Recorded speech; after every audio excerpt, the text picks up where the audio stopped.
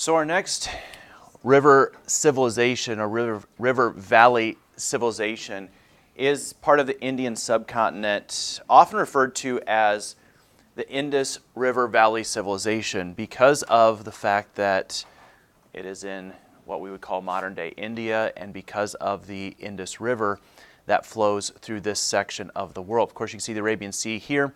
This would be the Indian Peninsula that we are going to be dealing with here. So there's a lot of differences between this culture and civilization compared to the previous one, as we talked about Egypt last time, where Egypt seems to be a never-ending empire, a never-ending culture that goes for thousands of years. There's a lot less known about this particular civilization, so we don't have as much to talk about. Why do you think that is? Why is there less known, and why is this a more difficult one for us to study and understand? Okay, so the writing is very difficult to decipher. What else? Use some out-of-the-box thinking here. Why do you think it'd be difficult for us to have some solid information? Colin? There's not a lot of artifacts, and so we don't have the key to unlock their history like we do with Egypt in the pyramids. Much of Egyptian history was hidden away in those pyramids, written on the walls, so as we could begin to understand it and dive into it, we could now interpret what happened and who they were. Furthermore, Egypt is mentioned also in Scripture, which has been preserved, and we opened up the Bible, we talked about a number of those passages. There's not a whole lot of mention here of anything in this part of the world, just there weren't a whole lot of biblical events that were recorded in this part of the world. So for that reason, we do know a few things, but there's a lot of this that is estimated based off of the artifacts that we have received. When we look at their environment, we do know that these two rivers, the Indus and Ganges rivers, provided a majority of their water source, and it really was the life source for most of the people here because it provided transportation as well as irrigation for farming.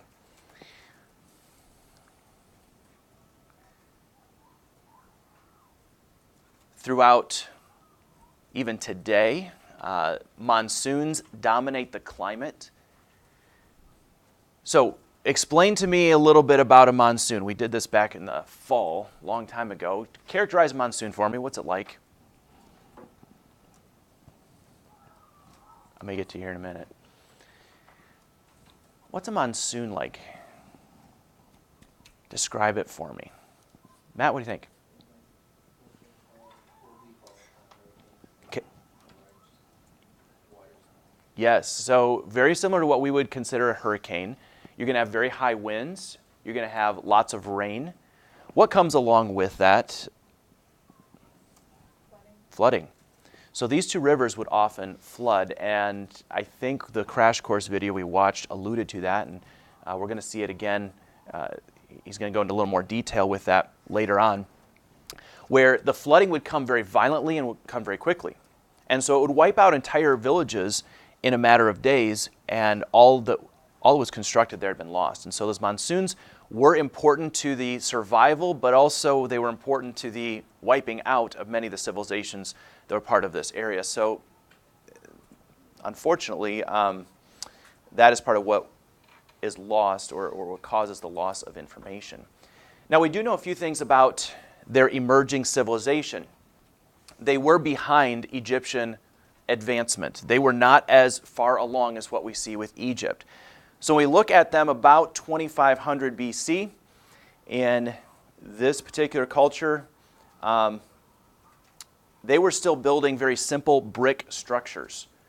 They were building things out of clay and mud, and most of their structures were very simple, squared off type buildings. Something like you may have built in the backyard when you were a kid as a fort or something to that extent. Have you ever built a fort out of snow and ice and it was awesome? Okay.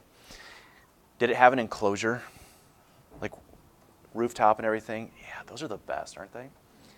So my dad sent me a picture today. They got about 8 or 9 inches of snow today. They canceled school, so he is at home. It's very wet, heavy snow. Be perfect for building one of these. But anyway, I'm digressing.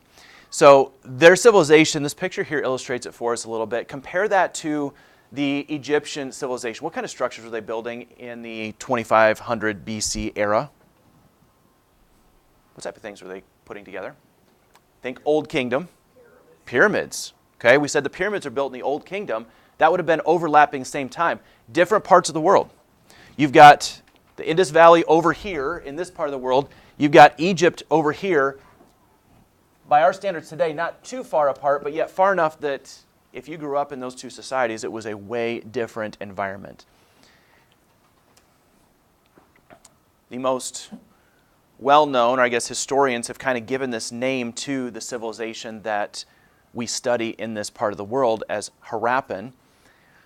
There are many archaeological discoveries that were found around this city, the Harappa city, and so we often give that nickname Harappan civilization. We don't know that that's necessarily what they were called, but we do know from the archaeology that we have discovered that they were very intricate in the planning of their streets. They put everything together in a grid pattern, so it was easy to navigate. You can see in that photo there how it's laid out, very straight and narrow street systems, very well organized as they laid out their cities. They were also known for their plumbing and sewage system. Now, this was something that they may have had more advanced than the Egyptians. In fact, their plumbing and sewage system was more advanced than most cultures that we'll study until, well, I guess I need to take that back. Early Greece had some of these similar things here, but then a lot of it is lost and forgotten about. And it's hard to imagine some of this information that was so advanced that people don't hang on to, and then it's lost, and it has to be rediscovered and reinvented and done again. Why do you think that plumbing and sewage would have been such an important part of their civilization? What's that trying to avoid? Disease. So it is quite possible that they understood that this was critical to preventing disease, especially in this climate where it's where the monsoons are coming. They did not want disease to spread. So when we get into world history next year and we start talking about European culture when they don't have plumbing and sewage systems, just let your mind wander there, what it would have been like. Perhaps the best known was Mohenjo-Daro. This city was known for its extensive plumbing. They had indoor water. They had this system in which the water would flow from their homes out of the city and water would flow back in. It was pretty intricate, especially considering how rudimentary the building construction was. They did do a great job here with plumbing, especially in Mohenjo-Daro.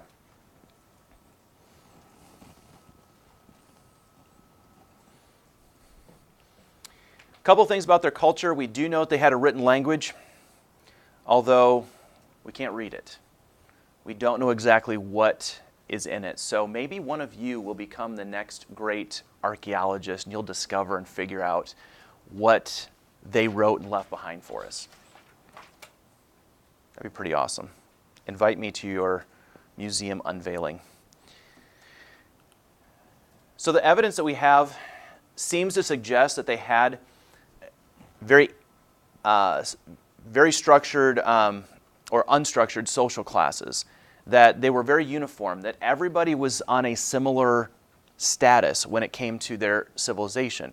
They did not have an upper class, a middle class, a lower class. Most everybody was primarily all together. They were able to produce non-essential items like toys and games. And when you see a civilization that can produce toys and games, what kind of assumption would you make about that civilization? Okay? They have leisure time. So that means that they were able to afford extra time, and they also had the resources. They were doing well enough that they could not only afford to make it, but they could also afford to take time off of work to be able to play and do those type of things. What else?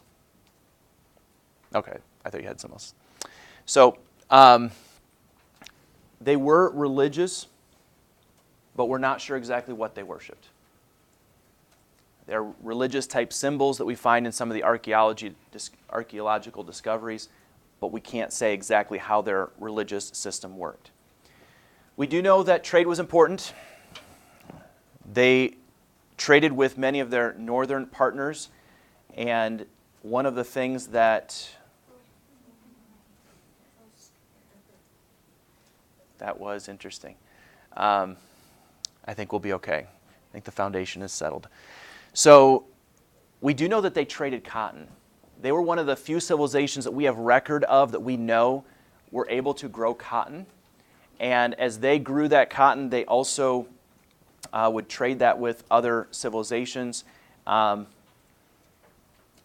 They often would dye that cotton into bright colors, and that was something very desirable for other civilizations. And so that's one of the few things we do know, that cotton was an important part of their production and trade.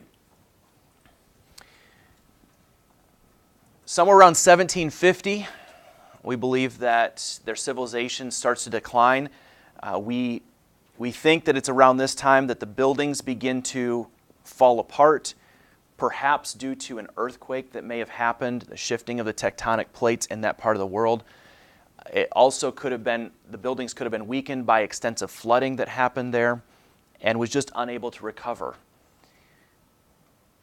And so as these environmental changes and challenges happened, many of these things affected normal life for the people that lived in these river areas. Yes?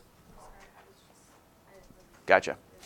So because their normal way of life was affected, their homes had been disrupted, many of them were forced to move on elsewhere, or many of them just didn't survive. And again, there's a lot of mystery involved here. We are making some educated guesses onto the end of their civilization, just because there's no way for us to know exactly what all happened. But we do know a few things that lead us to believe these are some of the critical things that happened there. Any questions on Indus River Valley civilizations?